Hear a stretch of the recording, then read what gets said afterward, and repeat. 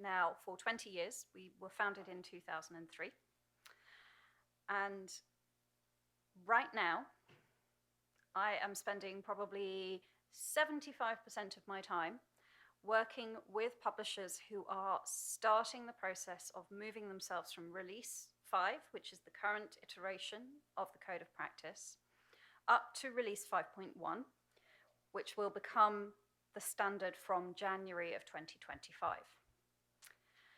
So there are not enormous differences between 5 and 5.1. Please don't have nightmares thinking back to what happened when we went from Release 4 to Release 5. We're not doing that again. I mean, in all honesty, that's not just because you guys would have had a heart attack, but because I would have done as well. We've tried really to keep the changes as sensible as we can while reflecting the real drivers from the community for changes that were needed. And what I've got for you today is the sample reports from Release 5.1. So we're going to be working with pretty detailed reports here. They're not real because I don't have real 5.1 reports yet. These are the samples, but they are comprehensive. One question for you guys before I start. Do you want me to point out in these reports where there are changes from 5 to 5.1? Yes. Big thumbs up there? Excellent. Okay. In case you can't tell, I'm a big fan of interaction. So I'm mildly disturbed that there's nobody in the front seats that I can point at, but that just means I can point people further back. Please stop me at any point to ask a question. Just stick your hand up and shout. And because I know this is being recorded, I will repeat your question so that it gets picked up by the recording. So we technically have 4 more minutes, and I'm hoping that people will continue to arrive. Question. Will you be sharing your presentation slides with us today? I don't actually have a presentation. I just have Excel sheets. I literally just have the sample files. That's what I got. I've never heard somebody say fun and an Excel sheet in the same. I will happily talk to anybody at any point about Counter. I have presentations coming out of my ears about the differences between Release 5 and Release 5.1. There are also lots of videos and friendly guides on the Counter Media Library. So if you've got any questions, you can usually find the answers there. But these sample files are available in, I want to say, Appendix E of the Code of Practice, but I might be wrong because there's lots of appendices. So, yeah. I will zoom the Excel sheet in just a moment. Yeah. Is that slightly better? Okay. Got a few more people coming in, and then I will actually start and not just witter. There is space at the front, and I promise I'm loud, but I'm not scary.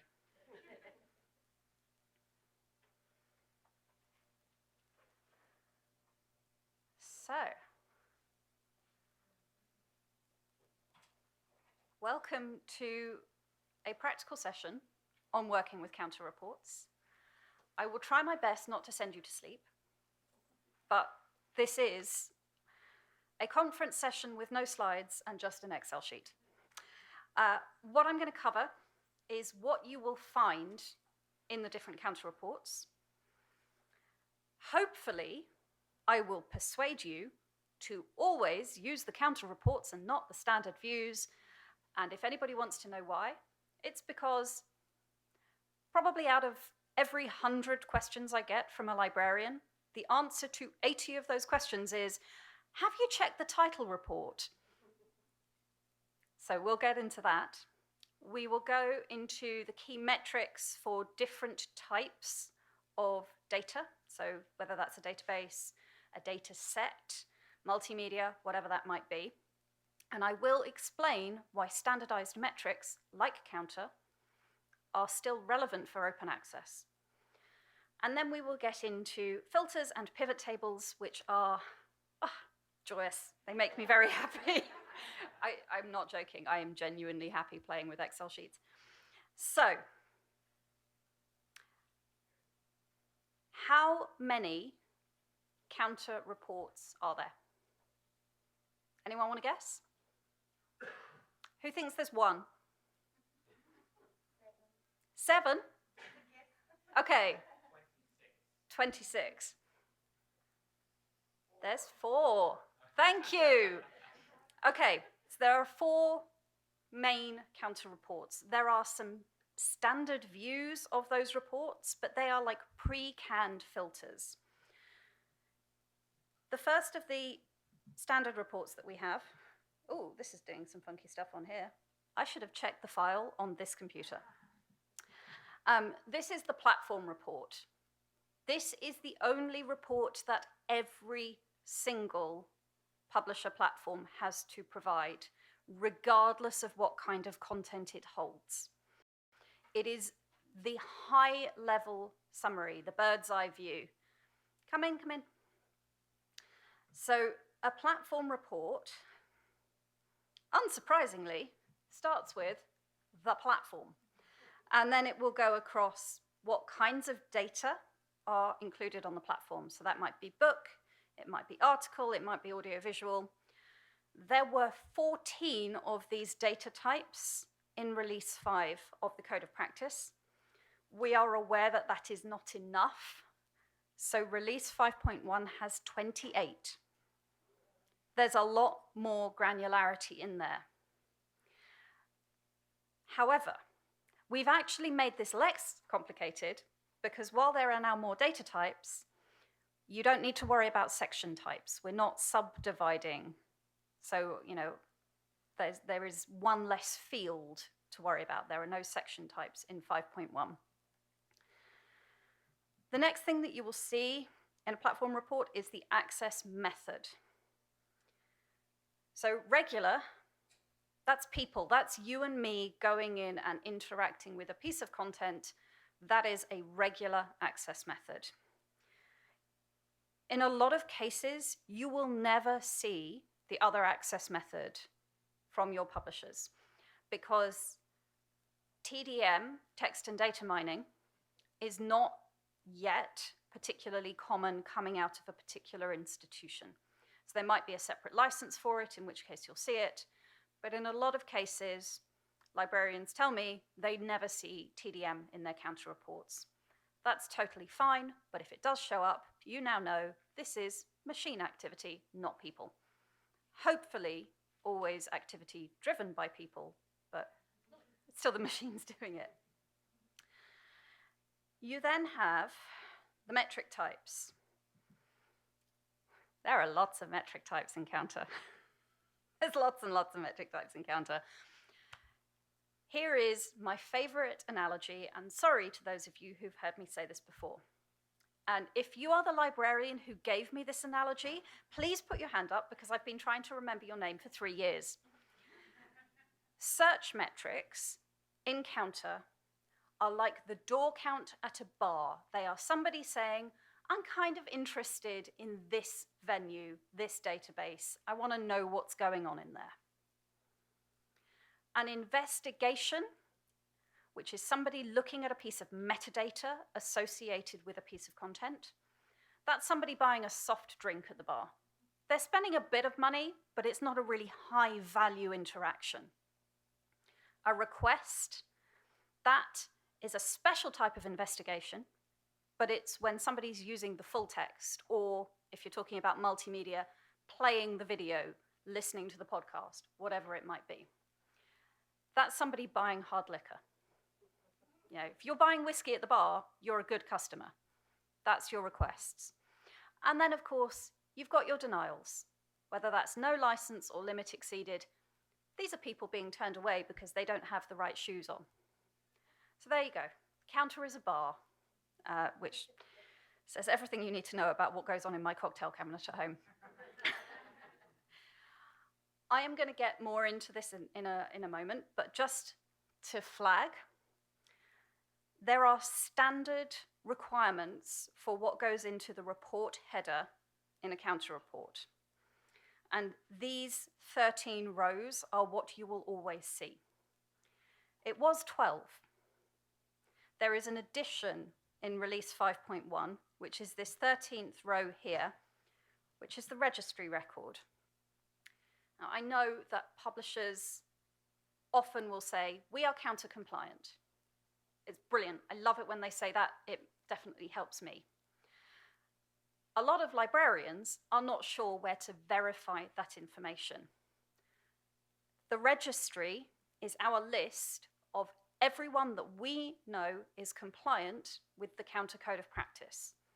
It shows what the platform URL is. It shows the contact details for their customer service team.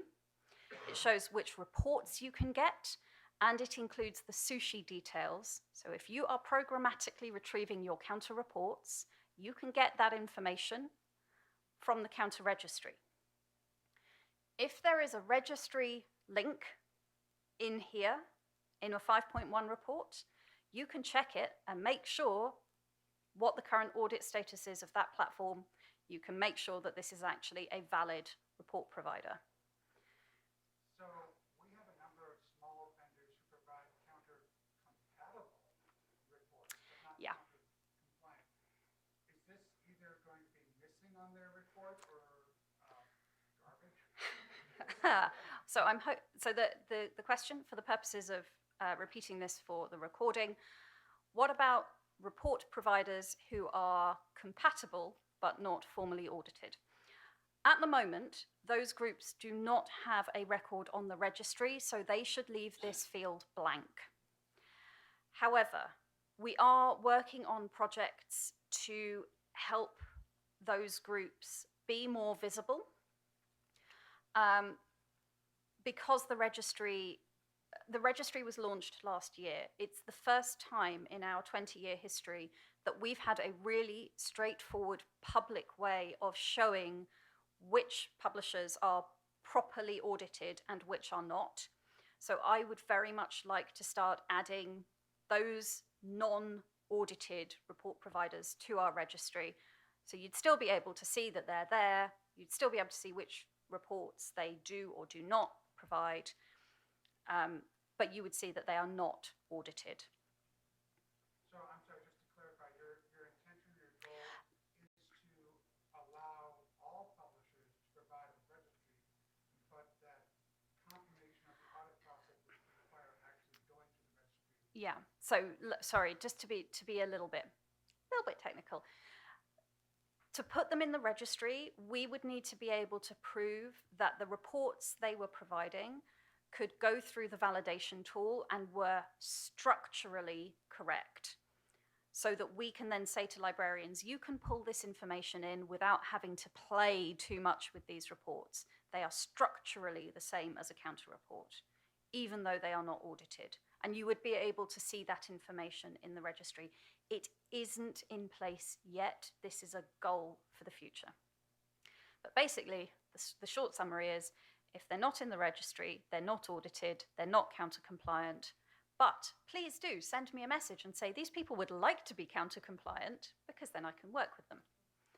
I'm sorry, I just heard contradicting things, and maybe I'm having fried chicken brain. So right now, the registry is only going to be those publishers who are counter-compliant. Yeah. Your goal is to allow those who are not compliant to have a registry entry that will show that they conform. Will there be somewhere in that registry that will tag them as not audited? Yeah. So the registry is very clear, and it has an audit status flag on every single record. At the moment, only platforms that are audited are in the registry.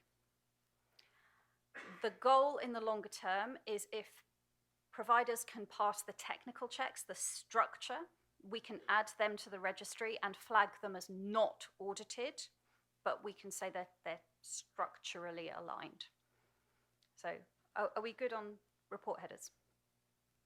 Yeah? Okay. Platform report, bird's eye view, not particularly detailed. So if you see here, you can see this is platform 1. This is every article on platform 1. There might be 3 million articles on platform 1, in which case 17,500 total item investigations is not very high. There might be 7, in which case 17,409 investigations is massive. So the platform report is brilliant if you are doing a high-level summary of usage for your faculty, for example. We're going to skip from the platform report to the database report, and I will make this bigger. Exact same header structure. You're going to see these same 13 lines everywhere. The database report has some additional attributes. So as well as the database name, you'll have the publisher, publisher ID, the platform name, proprietary IDs. You've got your data types and your access methods again, and then your metric types. What you will see in here, and here's where we're just going to quickly show you how to filter in case you don't know. Highlight row 15, go to sort and filter, and click filter. I want to look at my searches, so I am going to click my little down arrow, unselect everything except for my 3 types of search. Please don't worry too much about the three different types of search. You're seeing this in this sample report because the sample reports are specifically designed to show you everything. You should never see search is automated and search is regular on the same report for the same database. If you do, there is a problem. All right, start with the easy one. Search's platform will only ever show up on your platform report. That's all search activity for the whole platform. Search is federated is stuff that's happening off of the platform. For example, if you've hooked up your library system to EBSCO, then search is federated will show up when your students or your faculty are doing searches on your library system that pull from the EBSCO database. So it's off-site activity. Search is automated and search is regular. I get these backwards every time, and I have done since 2015. So I'm really going to rely on Athena, who's standing in the back there, to tell me if I balls this up. Search is automated is what you will see when there is a platform or a database where, by default, every single database on the platform is searched. And the user cannot say, I only want to search this one. Search is regular is what you will see where somebody can say, I only want to search this database or these 3 databases across this platform. Did I get that right, Athena?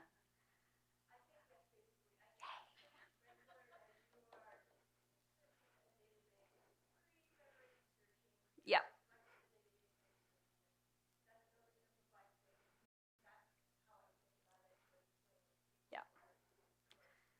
Okay, so go and speak to Athena if you've got confusions about searches, because seriously, I've been trying for 8 years and it doesn't stick in my head.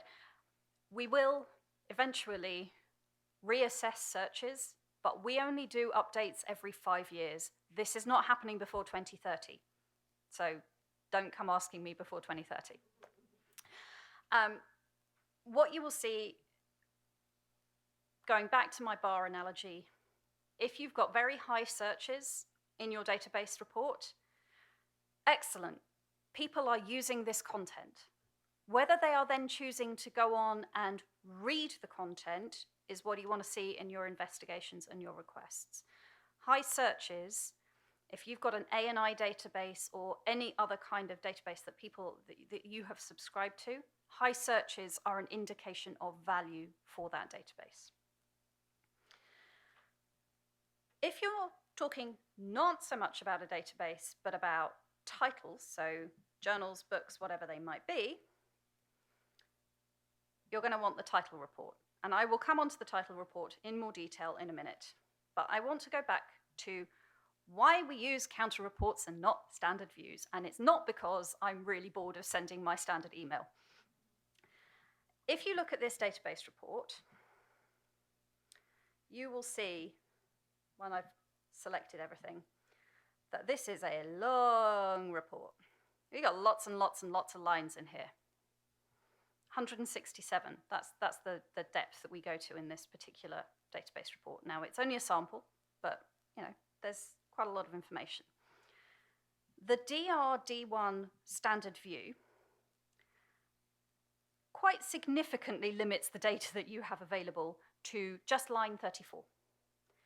You are only seeing a subset of the metrics, you're not seeing all of the metrics, and you're not seeing any text and data mining activity.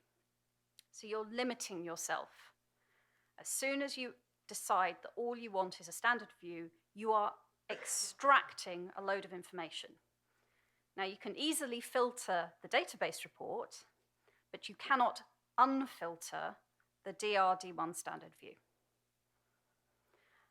Now, I know a lot of people will say to me, but I really, really just want a quick summary of what's my denials, so I use the DRD2. Well, you could just, as I've already shown you, filter your database report to say, I just want to see my limit exceeded and my no license. And you've got the same thing, but you've still got the text and data mining access in there if it's available. So you're just stripping out information for no reason. Don't know about you. I like having all the information without having to go back and call a second report. So, title reports.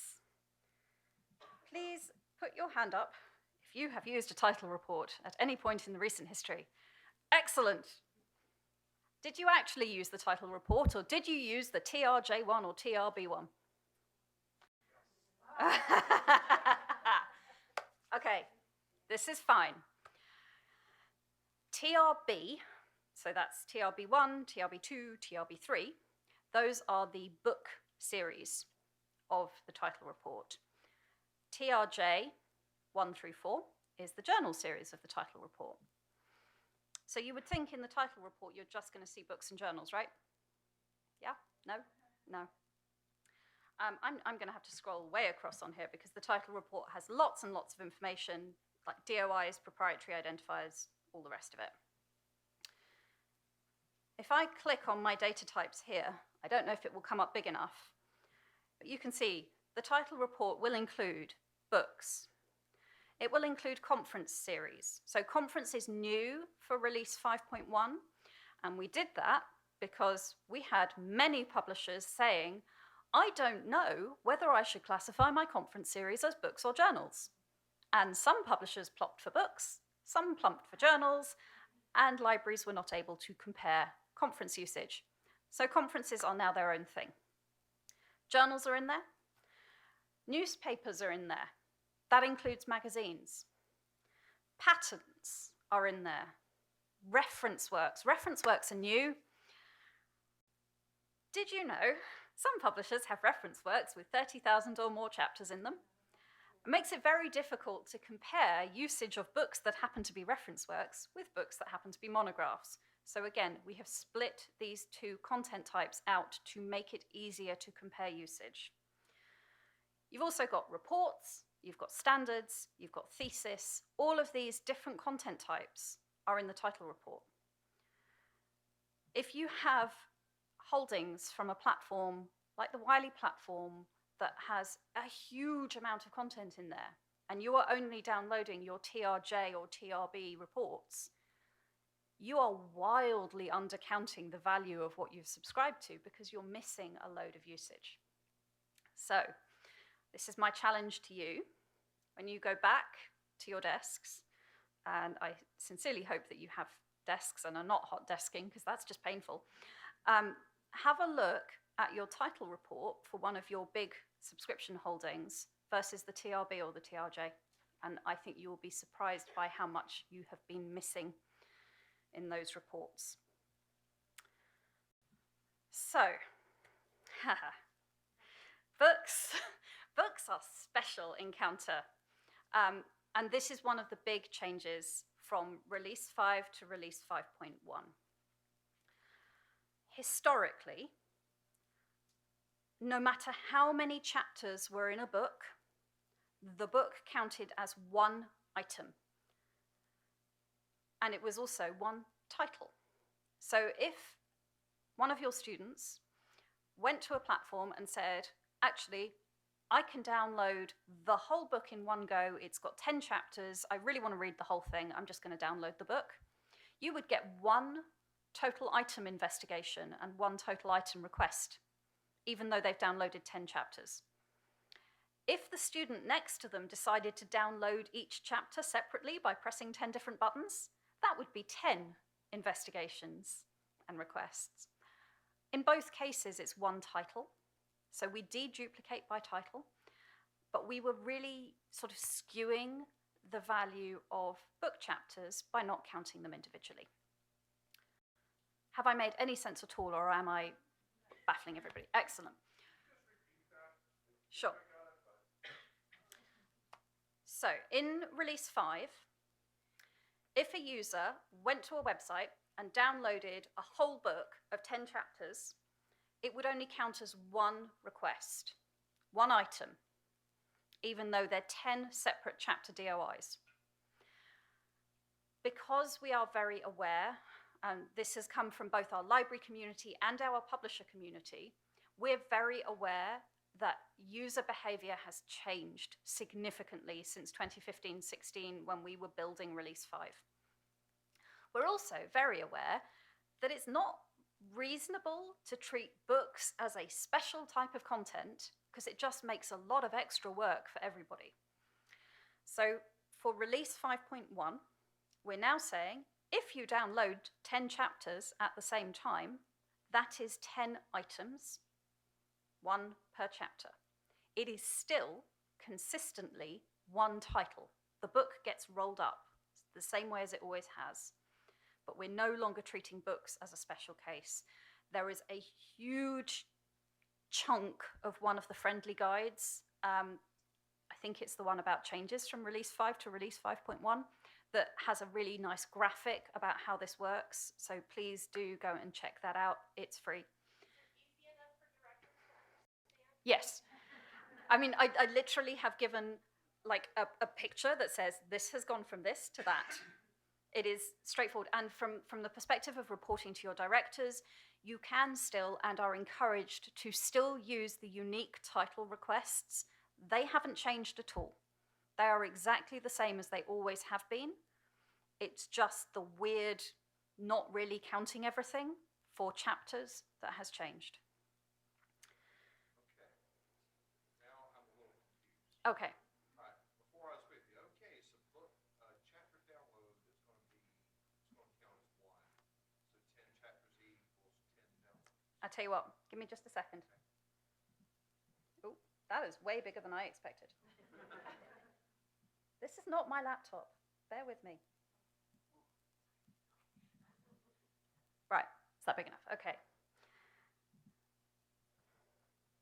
We're going to go for R5 and R5.1. We have a book with 10 chapters. One book download. 10 chapters.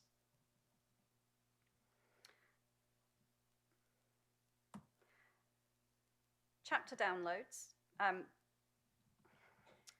Investigations. This is not my laptop. Right, item investigations.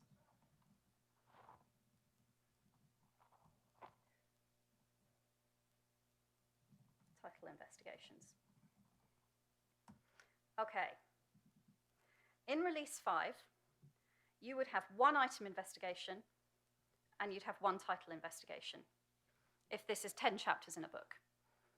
So there's no way to tell how many chapters have been used. In Release 5.1, you're getting 10 item investigations, one for each chapter, but still only one title investigation. So from a consistency perspective, you can still show your directors the same unique title metrics as you always have.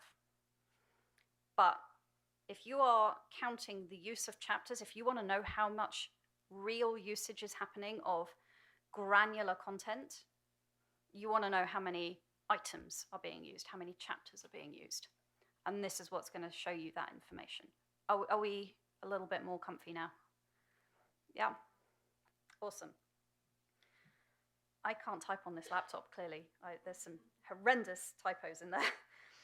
Okay, so let me show you the TR again, very briefly.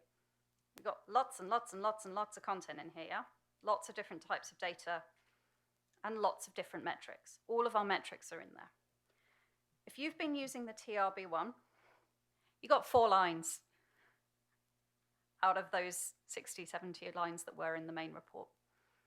So you're stripping out, you're only getting 2 metrics and you're only getting 2 data types instead of all the information. So what are we not going to be doing anymore?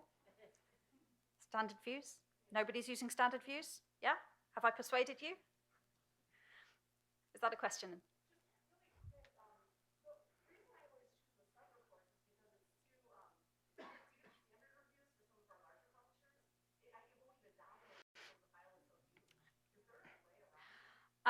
So it depends how frequently you're requesting those reports, whether you want the month-by-month breakdown. So the question is, what do you do to get a title report if it's just huge? So what you'll see in this title report is that it's covering the whole of 2022, and I've got my reporting period total usage in here, but I've also got the month-by-month breakdown. If I had skipped the month-by-month breakdown, that would radically decrease the size of the report. So that's one option. Another option is that you can decrease the time span that you're looking at. So if you called your reports every 3 months instead of once a year, that can also make a big difference. I don't know how frequently you do yours, but I have had several librarians say to me, I only download my reports in a January for the whole year. Yeah, and they're really big. Yeah, they would be. So that's another option. And you can also specify, for example, on the title report, if you want to know the year of publication, yes or no. Certainly when you've got journals, it's generally a good idea to check the year of publication because you want to know your archival usage versus your current usage, but that might not be relevant for books. So there's all kinds of different ways that you can play with it. And Athena has a comment at the back.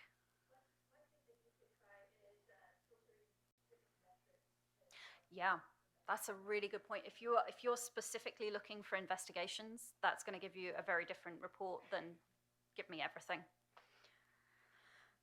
So, assuming you have successfully downloaded your report, have we answered that question before I move on? Yeah?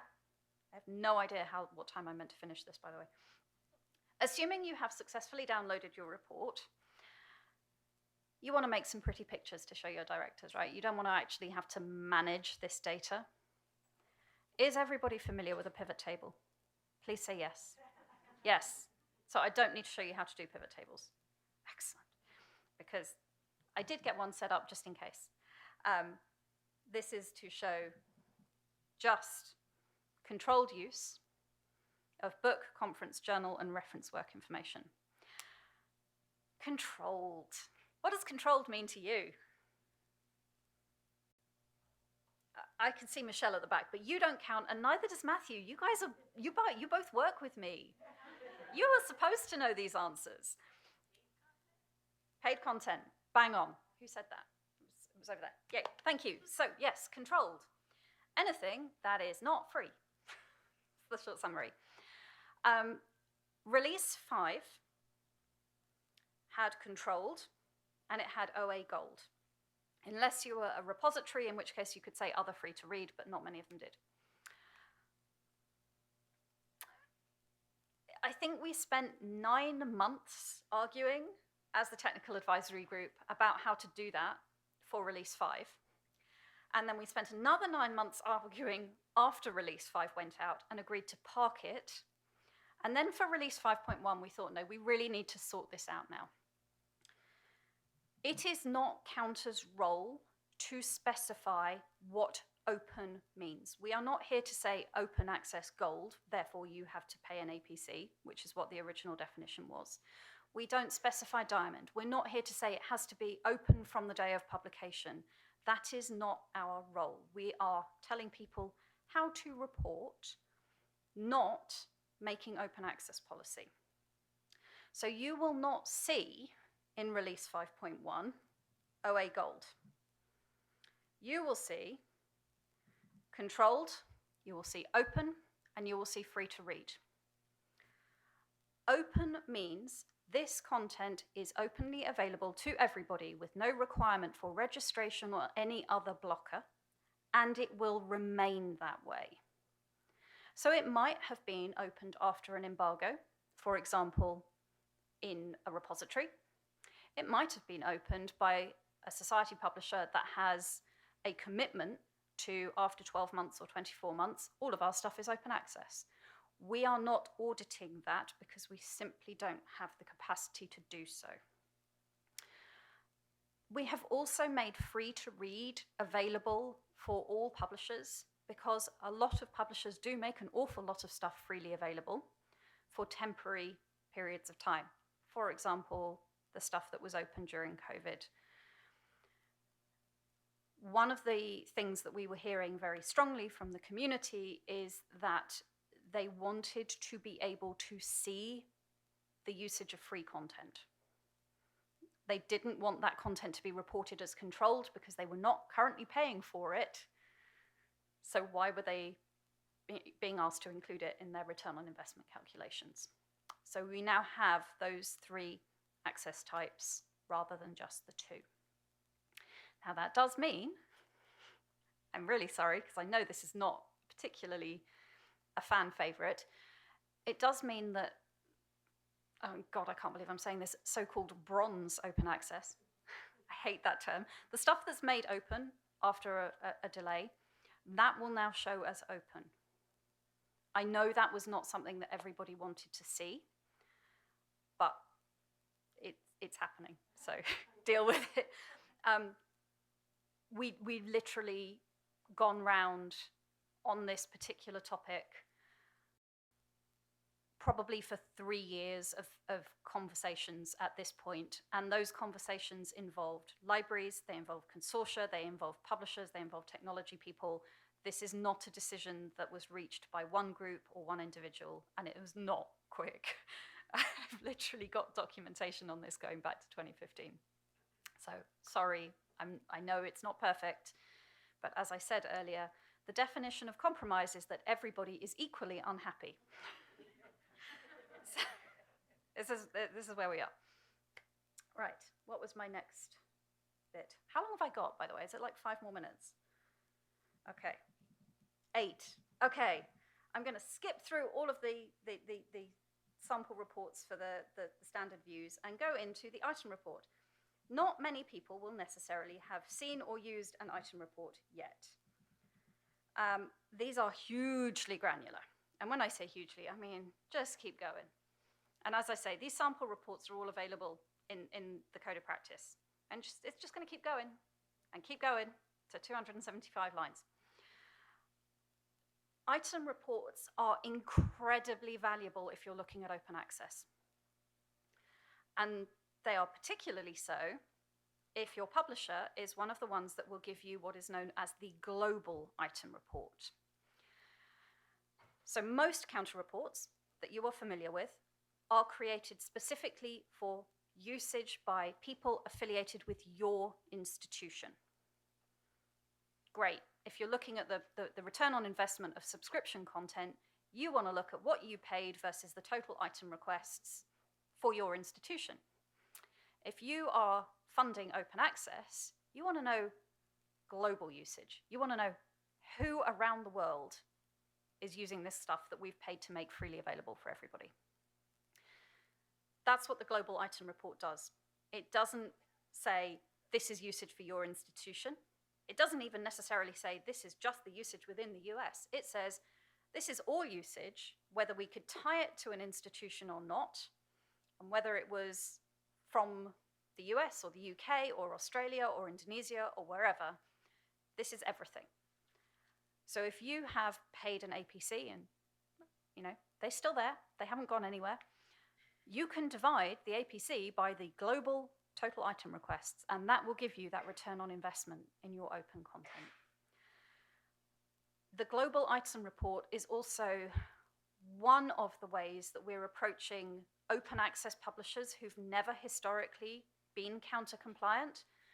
We're saying to them, you don't need to do institution level reporting. You can just do the global item report, and that is a really good entryway to doing counter reporting and having consistent, comparable metrics for usage of your content versus any other content anywhere from any other publisher. So, with like 2 minutes left, does anyone have questions? Because I have spoken a lot.